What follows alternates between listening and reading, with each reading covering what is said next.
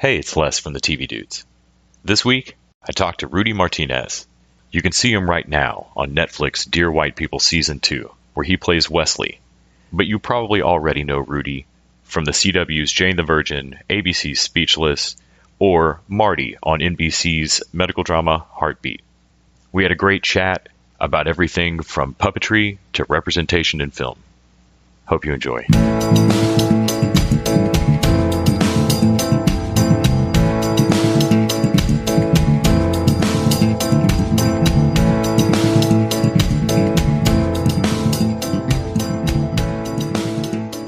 Hi, Les. Hey, how are you? I'm doing well, thanks. How are you doing? Doing great. Thank you so much for taking out the time to do the interview today. I really appreciate it. Oh, yeah. Well, thanks for having me. You're about to play Wesley Alvarez on Season 2 of Dear White People on Netflix. Yes, I am. Which that'll actually, thanks to Netflix not messing around like all those other networks, that'll all actually be available for everybody to go watch if they want to pause this interview right now. Yep. By the time this releases. Can you tell me a little bit about Wesley and what you're doing at Winchester College? Sure, yeah. So Wesley is a new character this season, and he's introduced as, sort of a romantic interest in the series. I play mostly opposite of Duron Horton, who plays Lionel, and, Lionel's going through some stuff where he's trying to figure out who he is, and last season in season 1, he there's another character who kind of introduces him to what the gay kids are up to at Winchester. So it's kind of his first, he's kind of dipping his toe into the water in that respect, and so I come along and I kind of I have an interest in Lionel, and he has an interest in me, so we kind of just take it from there.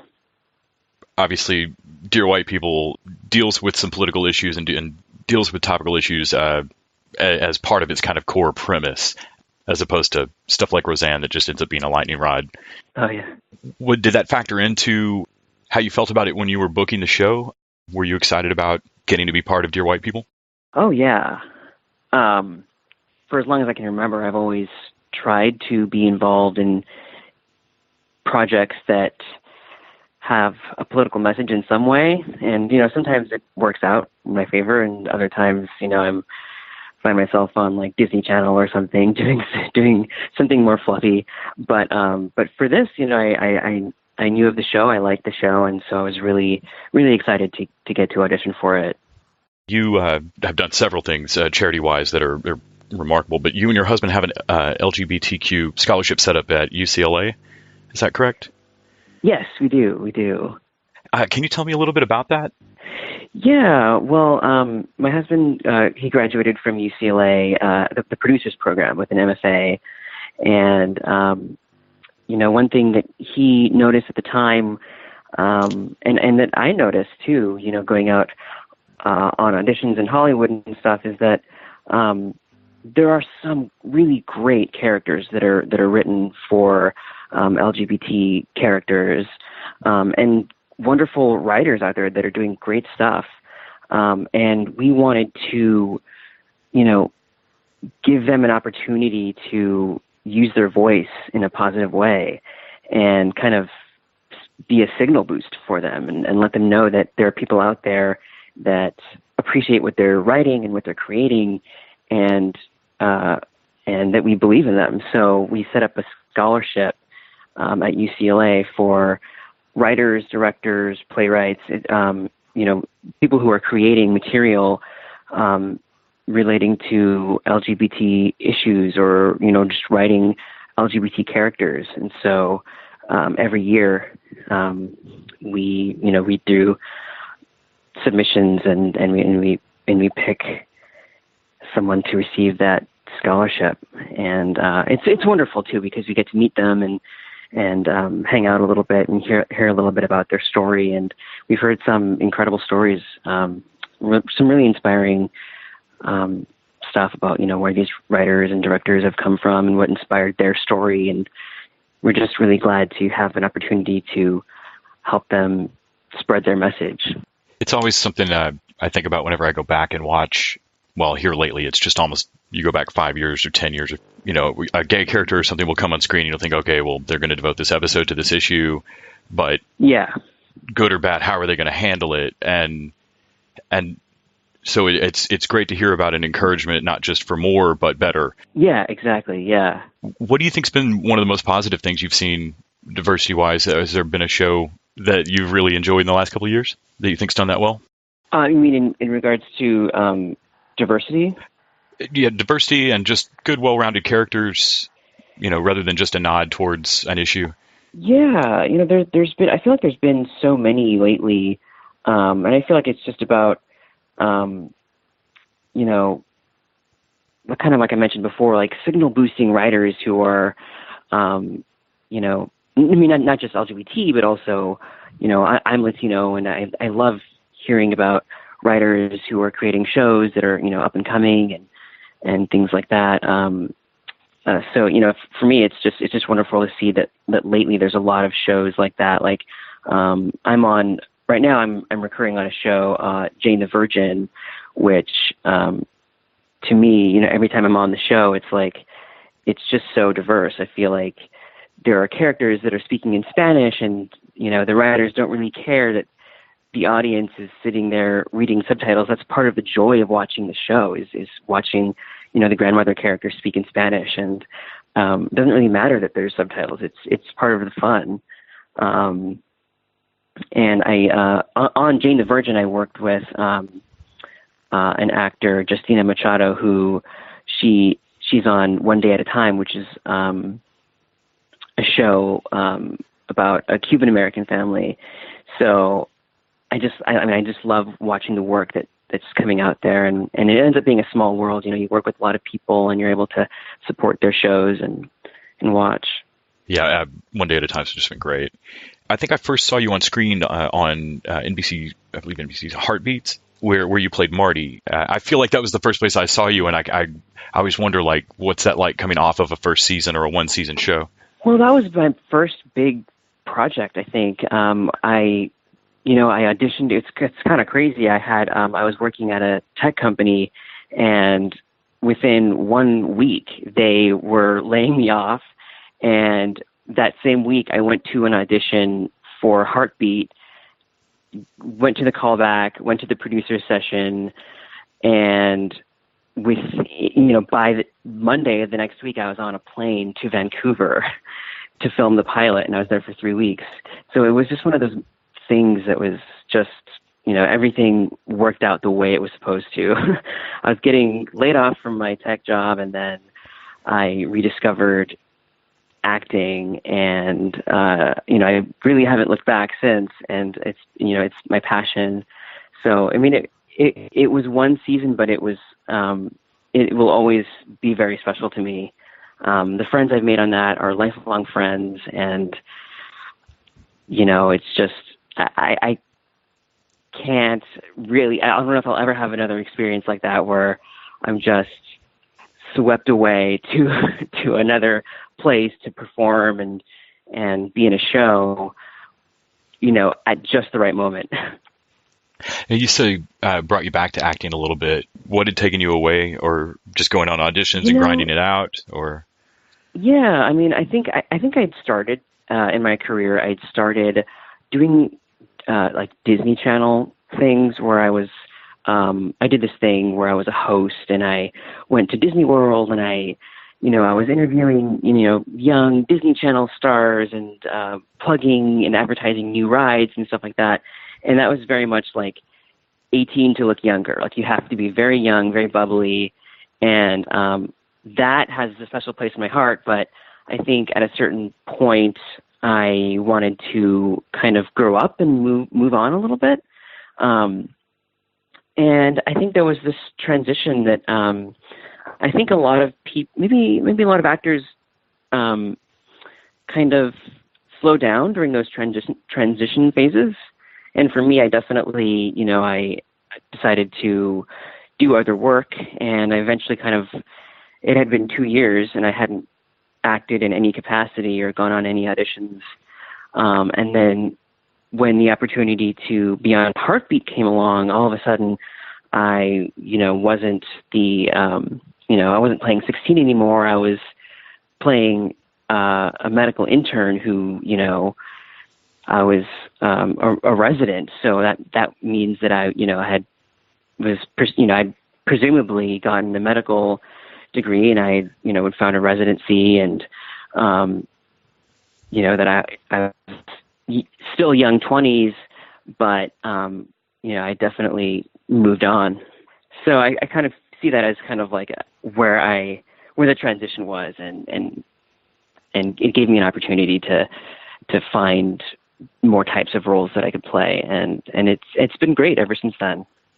I assume that took some amount of kind of soul searching as to what a kind of actor you want to be past here. Do you want to go comedy? You probably don't call your shot quite like that. I'm sure it's just a lot of auditions, but where did you see yourself wanting to aim after that? Well, in terms of comedy and things like that, I really love what Dear White People does with the balance. I get to play a lot of the comedy in Dear White People, but the comedy comes from a serious place, I think.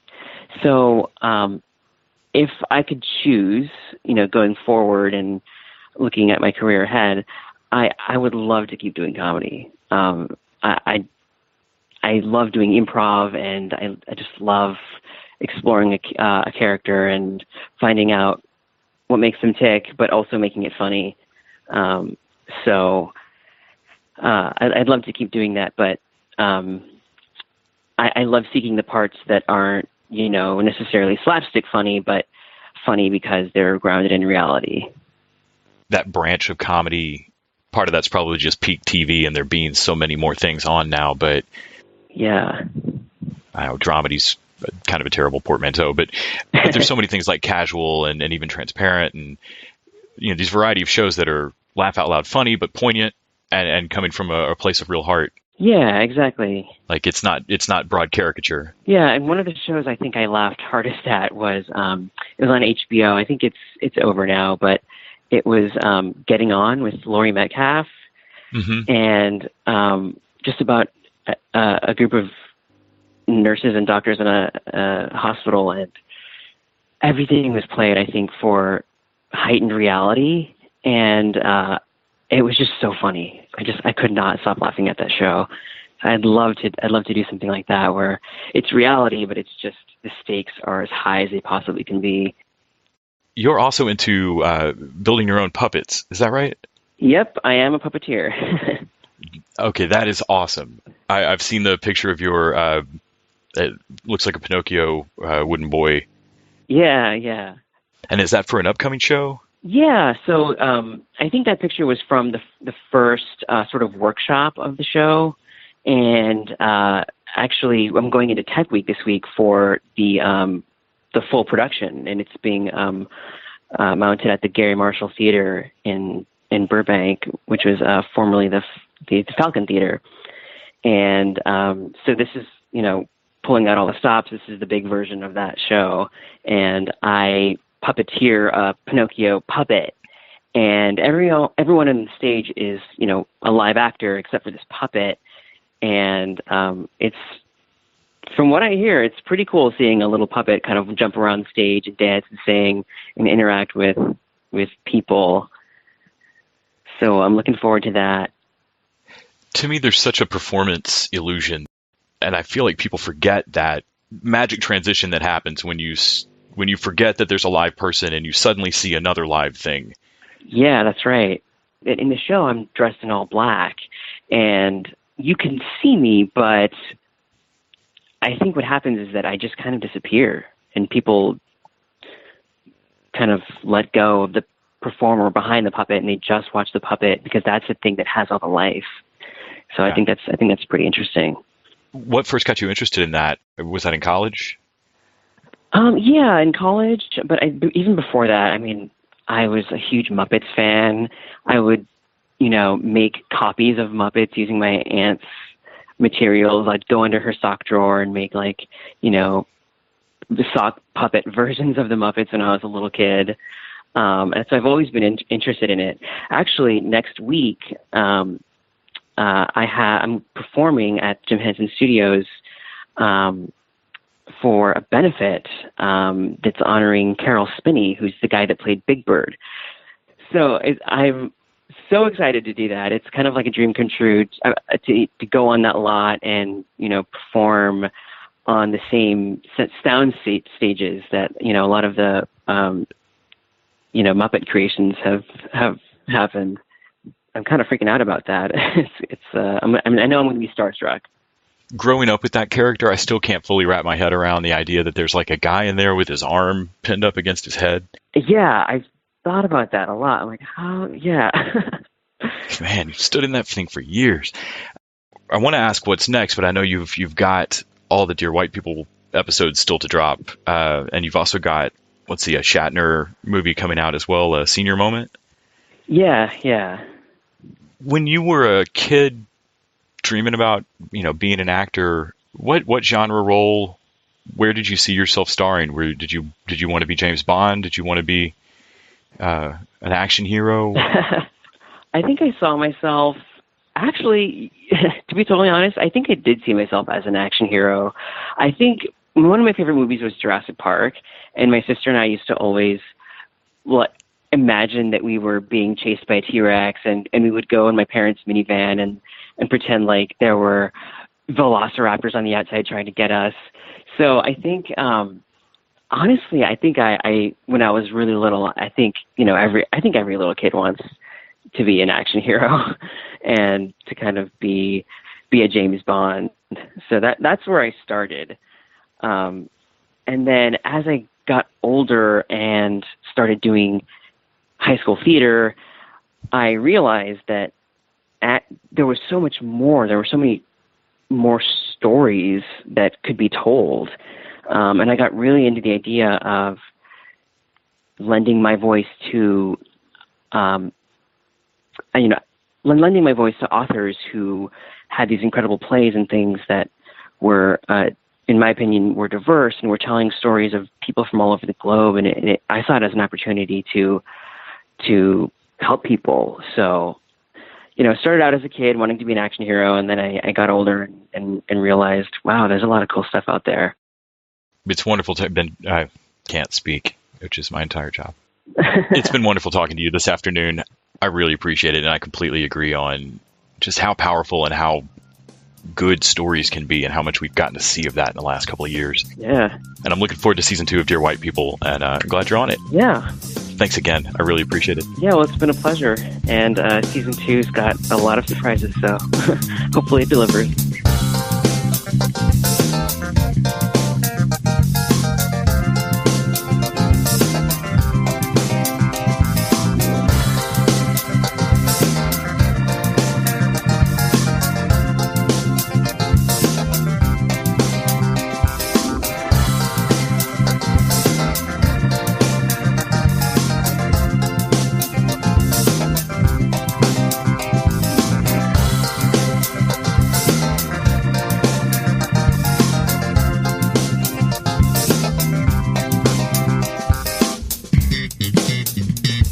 The TV Dudes is an independently run podcast and a member of the Electric Sweater Podcast Network. We are exclusively listener-supported. If you'd like to help us out, go to patreon.com/TVDudes. You can like us on Facebook and Twitter @TV Dudes. All the music for our show is by our friend and original TV dude, Gregory J. Amani Smith. To find out more about us, go to thetvdudes.com and electricsweater.com. I'm Grant Davis. Thanks for listening.